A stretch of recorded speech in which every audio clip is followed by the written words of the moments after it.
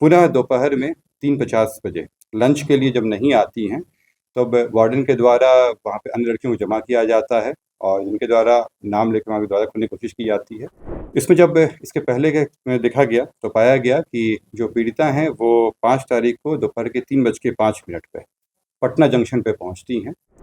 उसमें इसी हॉस्टल में रहने वाली एक अन्य लड़की भी इसमें रहती है और उनका भी बयान लिया गया है और जो टेम्पो चालक है उनका भी बयान लिया गया है और इन लोगों को साथ में आते हुए देखा गया। परिवार के द्वारा अनुसंधानकर्ता को पीड़िता के कमरे से मिले एक दवा के खाली स्ट्रिप प्रदान किए गए। उस दवा का नाम अमिटोन प्लस है। प्रभात मेमोरियल द्वारा निर्गत डिस्चार्ज समरी में जो कि लामा है उनमें निम्नलिखित कारण अंकित किए गए हैं: एलिज्ड case of opioid poisoning, drug induced hepatitis, head injury with severe cerebral oedema, refractory septic shock, hypokalemia, hypocalcaemia, viral meningitis, hypothyroidism. Medanta में पीड़िता के मृत्यु के पश्चात मेडिकल बोर्ड का गठन कराकर वीडियोग्राफी करते हुए पोस्टमार्टम किया गया।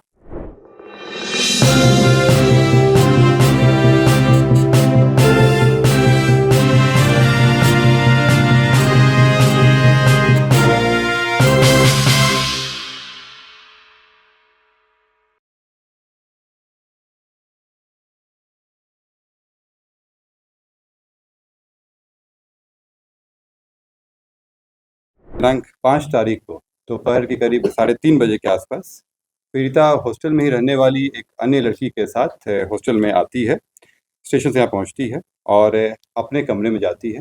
कमरे पे जो गेट एंट्री है उस पर फुटेज वगैरह है।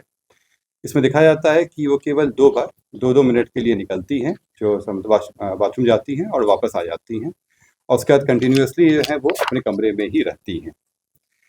उनको अपने कमरे से ना कभी निकलते देखा गया, ना ही किसी अन्य लड़कियों के द्वारा ये सूचित किया गया कि कोई व्यक्ति वहाँ पे आया है। घटनास्थल का वहाँ का जब भौतिक निरीक्षण भी किया गया है तो पाया गया कि ये जो कमरा है वो तीसरे फ्लोर पर स्थित है और अंदर में एक छोटी सी खिड़की है जिस पे जाली लगी हुई है और कमरे में आने के लिए केवल एक दरवाज़ा है जो सामने कॉरिडोर से आता है, जिस पे सीसीटीवी आच्छादित है। इसमें जब आगे एनालिसिस किया गया तो देखा गया कि 6 तारीख को सुबह में करीब 9 बजे के आसपास हॉस्टल की वार्डन जो आती हैं वो पीड़िता को नाश्ता करने के लिए जगाती हैं, परंतु वहाँ अंदर से कोई जवाब नहीं आता है। पुनः दोपहर में 3:50 बजे लंच के लिए जब नहीं आती हैं तब वार्डन के द्वारा वहाँ पे अन्य लड़कियों को जमा किया जाता है और इनके द्वारा नाम लेकर वहाँ के द्वारा खोलने की कोशिश की जाती है। वहाँ के बगल के गार्ड के मदद के द्वारा दरवाज़ा तोड़ा जाता है और तोड़ के उनको निकाला जाता है। इसमें जब इसके पहले के में देखा गया तो पाया गया कि जो पीड़िता हैं वो 5 तारीख को दोपहर के 3:05 पे पटना जंक्शन पे पहुंचती हैं और पटना जंक्शन पर जिस ट्रेन से आती हैं उस ट्रेन का एनालिसिस किए। जब ये जंक्शन से उतरते हुए इनका वीडियो फुटेज अवेलेबल है और जब ये आती हैं तो फिर ये ऑटो रिक्शा में बैठती हैं। उसमें इसी हॉस्टल में रहने वाली एक अन्य लड़की भी इसमें रहती है और उनका भी बयान लिया गया है और जो टेम्पो चालक है उनका भी बयान लिया गया है और इन लोगों को साथ में आते हुए देखा गया। जो जिस ट्रेन से वो यहाँ आई थी उस ट्रेन का भी जांच किया गया और पीड़िता के जो परिवारजनों के बयान और वैज्ञानिक अनुसंधान से ये पाया गया कि 5 तारीख को दोपहर 12:38 पे पीड़िता जहानाबाद में थी और इसके पूर्व 27 से लेकर 5 तारीख तक पीड़िता जहानाबाद में ही रही। स्वागत है। इस प्रेस वार्ता को विशेष रूप से बुलाया गया है क्योंकि माननीय पोक्सो न्यायालय से एक महत्वपूर्ण आदेश प्राप्त हुआ है चित्रगुप्त थानाकांड संख्या के संबंध में, जिसके बारे में आप सभी को जानकारी है कि पुलिस मुख्यालय के निर्देशानुसार एसआईटी द्वारा इसका अनुसंधान किया जा रहा था और उसके बाद वर्तमान में बिहार सरकार के द्वारा इस कांड के अनुसंधान अग्रिम अनुसंधान हेतु सीबीआई को कार्यभार सौंपने का जो अनुशंसा की गई। इस कांड के संबंध में जो माननीय न्यायालय का आदेश प्राप्त हुआ है उसके अनुपालन हेतु आप लोगों की सुविधा के लिए कुछ इस मामले के जो तथ्य हैं उनको आपके सामने जो एसआईटी के विभिन्न सदस्य उनके द्वारा रखा जाएगा ताकि इसके माननीय न्यायालय के आदेश का जो है अनुपालन किया जा सके। एसआईटी के द्वारा जो इस संबंध अनुसंधान के दौरान जो तथ्य आए हैं उनको जो पुलिस मुख्यालय को, पुलिस महानिदेशक महोदय को एक तथ्य प्रतिवेदन समर्पित किया गया, जिसके आधार पर एसआईटी के द्वारा जो विभिन्न तथ्य हैं इसमें उनसे आप लोग को अवगत कराया जाएगा ताकि माननीय न्यायालय का जो आदेश है उसका अक्षरशः अनुपालन करने में जो भी संबंधित है उन सभी को सुविधा हो। पहले तो 9 जनवरी को विक्टिम के परिवार के द्वारा कदमकुआं थाना के एक पुलिस पदाधिकारी को फर्द बयान दिया गया। उस फर्द बयान को चित्रगुप्त नगर थाने को अग्रसारित किया गया। फर्द बयान प्राप्त होने के साथ ही वहाँ पे उस फर्द बयान के आधार पे एक प्राथमिकी दर्ज की गई सुसंगत धाराओं में। सूचना प्राप्त होने के साथ ही चित्रगुप्त नगर थाने की पुलिस पदाधिकारी एवं एफएसएल की टीम के द्वारा घटनास्थल जो बताया गया था फर्द बयान में, उसका बृहद रूप से निरीक्षण किया गया। निरीक्षण के क्रम में सबसे पहले तो ये पाया गया कि पूरे घटनास्थल पे सीसीटीवी का व्यापक कवरेज मौजूद है। सीसीटीवी के डीवीआर का अवलोकन किया गया। अवलोकन करने के उपरांत उसे विधिवत जब्त करके एफएसएल जांच हेतु अग्रसारित कर दिया गया। साथ ही साथ एफएसएल के द्वारा घटनास्थल पे जो भी महत्वपूर्ण साक्ष्य मौजूद थे उन्हें विधिवत सीज करके फोरेंसिक जांच के लिए भेज दिया गया। साथ ही साथ जो भी संबंधित वहाँ पे लोग थे इस घटना से, जैसे उस हॉस्टल के वार्डन हो गए, वहाँ रहने वाली अन्य लड़कियां हो गई, गार्ड्स हो गए, साथ ही साथ जो हॉस्पिटल में पीड़िता के परिवारजन थे और डॉक्टर जिन्होंने उनका इलाज कर रहे थे, उन सभी का बयान लिया गया। उन सभी के बयान का वीडियो भी बनाया गया। साथ ही साथ ये उसके बाद परिवार के द्वारा अनुसंधानकर्ता को पीड़िता के कमरे से मिले एक दवा के खाली स्ट्रिप प्रदान किए गए। उस दवा का नाम एमिटोन प्लस है। साथ ही साथ फैमिली के द्वारा ही पुलिस को 5 कपड़े प्रदान किए गए। परिवार के द्वारा बताया गया कि यह वही कपड़े हैं जो ये पीड़िता पहन रखी थी और हॉस्पिटल के द्वारा उन्हें दिए गए थे। साथ ही साथ पीड़िता का मोबाइल फ़ोन भी उपलब्ध कराया गया। इन सभी को अग्रतर फॉरेंसिक जांच के लिए भेज दिया गया। इन सब की सूची बनाई गई। साथ ही साथ अनुसंधान के क्रम में यह भी पता चला कि ये पीड़िता का उम्र 18 से कम है, वो जुवेनाइल है, अतः इस कांड में पॉक्सो एक्ट के धाराओं का भी समावेश किया गया। इसमें जब तो ये जानकारी प्राप्त हुई कि 6 तारीख को पीड़िता को हॉस्टल के कमरे से निकाल के डॉक्टर सजानंद के अस्पताल लाया गया था। फिर समुचित इलाज हेतु जो परिजनों के द्वारा ही इनको प्रभात मेमोरियल अस्पताल ले जाया गया। अग्रतर अनुसंधान में बात निकल के आई कि जब इनको प्रभात मेमोरियल अस्पताल ले जाया गया तो वहाँ पे ये कोशिश की गई कि पुलिस केस दर्ज ना हो, परंतु प्रभात मेमोरियल के द्वारा 6 तारीख को एमएलसी काटा गया और थाना को इसके बारे में सूचना दी गई। थाना को सूचना प्राप्त होने पे एक महिला सब इंस्पेक्टर के द्वारा वहाँ पे आई, जो इनके परिजनों से मिली। परिजनों के द्वारा बताया गया कि जब वो होश में आएंगी तब इनका अपना बयान दर्ज करके अग्रता कांड दर्ज करेंगे। महिला सब इंस्पेक्टर के द्वारा वहाँ के परिजनों को नंबर दिया गया अपना कि अगर कुछ भी इसमें कहना चाहते हो तो आप लोग इस नंबर पे कॉल करके बताएं। 9 तारीख को सब इंस्पेक्टर को फ़ोन आता है और वहाँ पे जाके फिर फर्द बयान दर्ज होता है और जैसा बताया गया कि इसमें कांड दर्ज किया जाता है। क्योंकि इसमें जब 6 तारीख को सब इंस्पेक्टर के द्वारा विजिट किया गया था और उसमें जो कदमकुआं थाना में प्रभार में चल रहे थे उनको तुरंत इसके बारे में सूचना चित्रगुप्त नगर थाना प्रभारी को देना चाहिए था और जो चित्रगुप्त नगर थाना प्रभारी उनको भी इसमें अग्रता कार्रवाई करनी चाहिए थी, इसलिए उन पर अभी अनुशासनिक कार्रवाई की जा रही है। पीड़िता दिनांक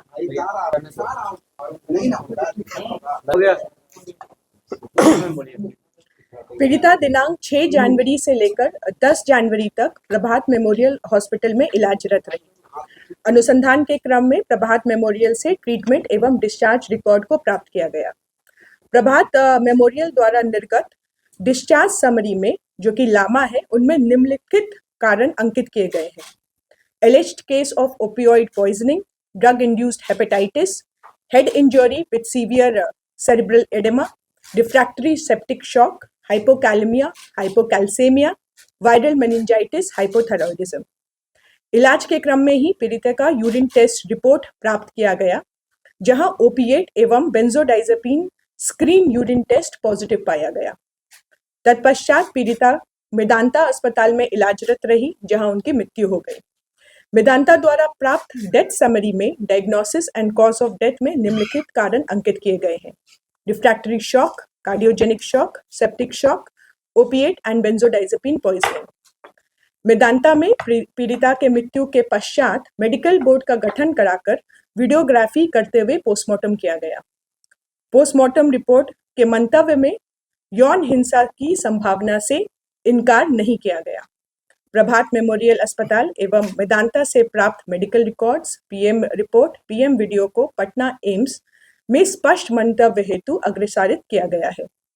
जांच के दौरान विधि विज्ञान प्रयोगशाला में भेजे गए पीड़िता के वस्त्रों में से एक अंतवस्त्र में से वीर्य होने का प्रमाण मिले हैं, जिसे वैज्ञानिक रूप से एफएसएल के द्वारा डीएनए सीक्वेंसिंग किया जा रहा है। एसआईटी टीम के द्वारा जांच का दायरा बढ़ाते हुए माननीय न्यायालय से आदेश प्राप्त करने के पश्चात अन्य संभावित संदिग्धों का डीएनए सैंपलिंग कराया जा रहा है।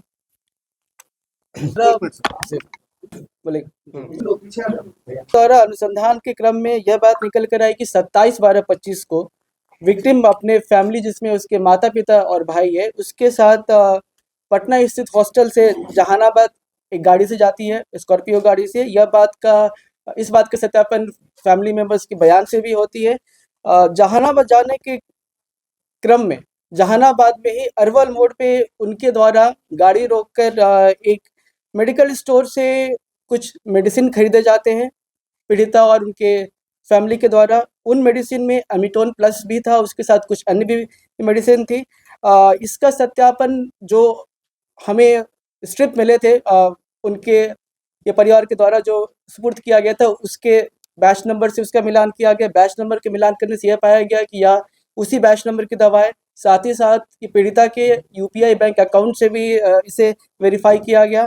उसके साथ साथ इसका सत्यापन दुकानदार के बयान, साथ साथ फैमिली मेंबर के बयान से भी हुआ है। इससे यह स्पष्ट होता है कि यह मेडिसिन फैमिली के द्वारा उस दिन जहानाबाद अरवल मोड़ के पास एक दुकान से खरीदी गई थी, जो बाद में फैमिली के द्वारा पुलिस को हैंड ओवर किया गया था। साथ ही साथ हमें पीड़िता का मोबाइल मिला था, जिसकी फॉरेंसिक जांच कराई गई। फॉरेंसिक जांच में काफ़ी सारे तथ्य निकल कर आए। उसमें से एक महत्वपूर्ण तथ्य यह है कि 5 तारीख को ही उन्होंने उसी अमिटोन प्लस की केमिकल कॉम्बिनेशन को सर्च किया था, जो उसका सॉल्ट होता है। साथ ही साथ ये पूर्व में भी पीड़िता के द्वारा काफ़ी कुछ 24/12 को मोबाइल में सर्च किया गया था, जिसमें कुछ महत्वपूर्ण बातें हैं। Way to buy cyanide poison tablets, sleeping pills इत्यादि इत्यादि। साथ ही साथ हमें अनुसंधान के क्रम में हॉस्टल के रूम से एक पीड़िता की पर्सनल डायरी भी मिली है। डायरी का भी विश्लेषण किया गया है। डायरी में जो उन्होंने जो बातें लिखी है, उससे ये पीड़िता की मानसिक स्थिति और उनके जो परिस्थिति थी घटना होने के पूर्व, उसके बारे में महत्वपूर्ण जानकारी मिलती है। डायरी को भी एफएसएल जांच के लिए भेजा जा रहा है। हॉस्टल का जो सीसीटीवी फुटेज है उससे संबंधित डीवीआर को सीज किया गया और डीवीआर का एनालिसिस के लिए एफएसएल में भेजा गया, जहां से एफएसएल के द्वारा कंफर्म कराया गया कि ये जो वीडियो है वो लगातार है और इस वीडियो में कहीं भी किसी तरह का भी छेड़छाड़ नहीं किया गया है। ये वीडियो जो है वो पूरे अल्लाह जगहों का लगाया गया है, जो जितने भी रास्ते हैं सब जगह कवर करता है। स्वागत है। इस प्रेस वार्ता को विशेष रूप से बुलाया गया है क्योंकि माननीय पोक्सो न्यायालय से एक महत्वपूर्ण आदेश प्राप्त हुआ है चित्रगुप्त थाना कांड संख्या के संबंध में, जिसके बारे में आप सभी को जानकारी है कि पुलिस मुख्यालय के निर्देशानुसार एसआईटी द्वारा इसका अनुसंधान किया जा रहा था और उसके बाद वर्तमान में बिहार सरकार के द्वारा इस कांड के अनुसंधान अग्रिम अनुसंधान हेतु सीबीआई को कार्यभार सौंपने का जो अनुशंसा की गई। इस कांड के संबंध में जो माननीय न्यायालय का आदेश प्राप्त हुआ है, उसके अनुपालन हेतु आप लोगों की सुविधा के लिए कुछ इस मामले के जो तथ्य हैं उनको आपके सामने जो एसआईटी के विभिन्न सदस्य उनके द्वारा रखा जाएगा, ताकि इसके माननीय न्यायालय के आदेश का जो है अनुपालन किया जा सके। एसआईटी के द्वारा जो इस संबंध अनुसंधान के दौरान जो तथ्य आए हैं उनको जो पुलिस मुख्यालय को, पुलिस महानिदेशक महोदय को एक तथ्य प्रतिवेदन समर्पित किया गया, जिसके आधार पर एसआईटी के द्वारा जो विभिन्न तथ्य हैं इसमें उनसे आप लोग को अवगत कराया जाएगा, ताकि माननीय न्यायालय का जो आदेश है उसका अक्षरशः अनुपालन करने में जो भी संबंधित है उन सभी को सुविधा हो। पहले तो 9 जनवरी को विक्टिम के परिवार के द्वारा कदमकुआ थाना के एक पुलिस पदाधिकारी को फर्द बयान दिया गया। उस फर्द बयान को चित्रगुप्त नगर थाने को अग्रसारित किया गया। फर्द बयान प्राप्त होने के साथ ही वहां पे उस फर्द बयान के आधार पर एक प्राथमिकी दर्ज की गई सुसंगत धाराओं में। सूचना प्राप्त होने के साथ ही चित्रगुप्त नगर थाने की पुलिस पदाधिकारी एवं एफएसएल की टीम के द्वारा घटनास्थल जो बताया गया था फर्द बयान में, उसका बृहद रूप से निरीक्षण किया गया। निरीक्षण के क्रम में सबसे पहले तो ये पाया गया कि पूरे घटनास्थल पे सीसीटीवी का व्यापक कवरेज मौजूद है। सीसीटीवी के डीवीआर का अवलोकन किया गया। अवलोकन करने के उपरांत उसे विधिवत जब्त करके एफएसएल जांच हेतु अग्रसारित कर दिया गया। साथ ही साथ एफएसएल के द्वारा घटनास्थल पे जो भी महत्वपूर्ण साक्ष्य मौजूद थे उन्हें विधिवत सीज करके फोरेंसिक जांच के लिए भेज दिया गया।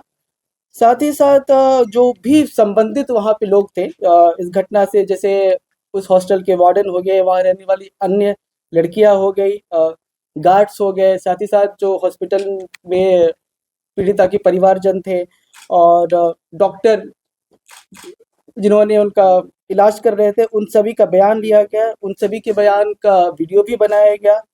साथ ही साथ ये उसके बाद परिवार के द्वारा अनुसंधानकर्ता को पीड़िता के कमरे से मिले एक दवा के खाली स्ट्रिप प्रदान किए गए।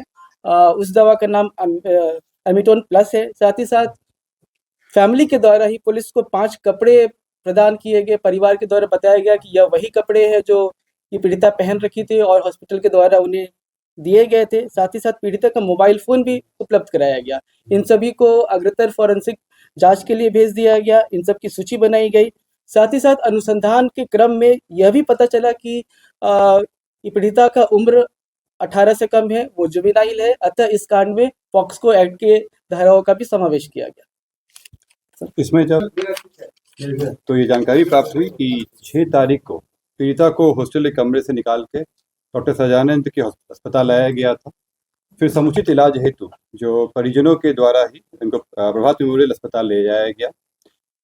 अग्रतर अनुसंधान में बात निकल के आई कि जब इनको प्रभात मेमोरियल अस्पताल ले जाया गया तो वहाँ पे ये कोशिश की गई कि पुलिस केस दर्ज ना हो, परंतु प्रभात मेमोरियल के द्वारा 6 तारीख को एमएलसी काटा गया और थाना को इसके बारे में सूचना दी गई।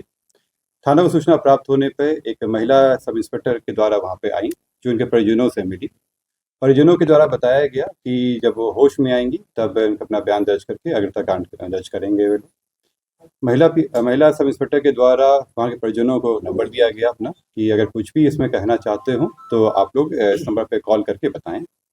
9 तारीख को सब इंस्पेक्टर को फ़ोन आता है और वहाँ पे जाके फिर फर्द बयान दर्ज होता है और जैसा बताया गया कि इसमें कांड दर्ज किया जाता है। क्योंकि इसमें जब 6 तारीख को सब इंस्पेक्टर के द्वारा विजिट किया गया था और उसमें जो कदम कुआं थाना में प्रभार में चल रहे थे उनको तुरंत इसके बारे में सूचना चित्रकूट नगर थाना प्रभारी को देना चाहिए था और जो चित्रकूट नगर थाना प्रभारी उनको भी इसमें कार्रवाई करनी चाहिए थी, इसलिए उन पर अभी अनुशासनिक कार्रवाई की जा रही है। पीड़िता दिनांक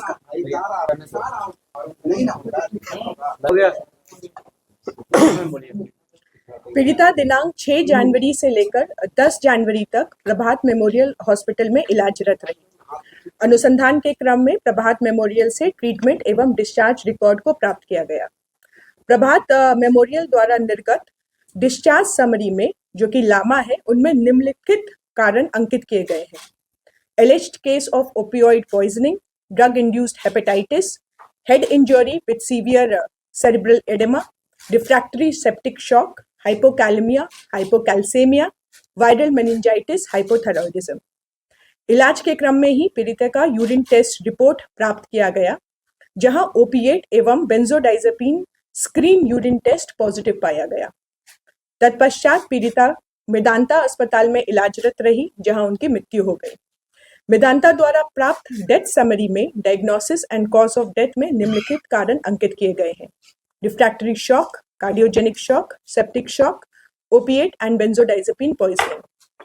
मेदांता में पीड़िता के मृत्यु के पश्चात मेडिकल बोर्ड का गठन कराकर वीडियोग्राफी करते हुए पोस्टमार्टम किया गया। पोस्टमार्टम रिपोर्ट के मंतव्य में यौन हिंसा की संभावना से इनकार नहीं किया गया। प्रभात मेमोरियल अस्पताल एवं मेदांता से प्राप्त medical records, PM report, PM video को पटना एम्स में स्पष्ट मंतव्य हेतु अग्रसारित किया गया है। जांच के दौरान विधि विज्ञान प्रयोगशाला में भेजे गए पीड़िता के वस्त्रों में से एक अंतवस्त्र में से वीर्य होने का प्रमाण मिले हैं, जिसे वैज्ञानिक रूप से एफएसएल के द्वारा डीएनए सीक्वेंसिंग किया जा रहा है। एसआईटी टीम के द्वारा जांच का दायरा बढ़ाते हुए माननीय न्यायालय से आदेश प्राप्त करने के पश्चात अन्य संभावित संदिग्धों का डीएनए सैंपलिंग कराया जा रहा है। बोले द्वारा अनुसंधान के क्रम में यह बात निकल कर आई कि 27/12/25 को विक्टिम अपने फैमिली जिसमें उसके माता पिता और भाई है उसके साथ पटना स्थित हॉस्टल से जहानाबाद एक गाड़ी से जाती है, स्कॉर्पियो गाड़ी से। इस बात का सत्यापन फैमिली मेंबर्स के बयान से भी होती है। जहानाबाद जाने के क्रम में जहानाबाद में ही अरवल मोड़ पे उनके द्वारा गाड़ी रोककर एक मेडिकल स्टोर से कुछ मेडिसिन खरीदे जाते हैं पीड़िता और उनके फैमिली के द्वारा। उन मेडिसिन में अमिटोन प्लस भी था, उसके साथ कुछ अन्य भी मेडिसिन थी। इसका सत्यापन जो हमें स्ट्रिप मिले थे उनके ये परिवार के द्वारा जो सुपुर्द किया गया था उसके बैच नंबर से उसका मिलान किया गया। बैच नंबर के मिलान करने से यह पाया गया कि यह उसी बैच नंबर की दवाएं, साथ ही साथ ये पीड़िता के यूपीआई बैंक अकाउंट से भी इसे वेरीफाई किया गया। उसके साथ साथ इसका सत्यापन दुकानदार के बयान साथ साथ फैमिली मेंबर के बयान से भी हुआ है। इससे यह स्पष्ट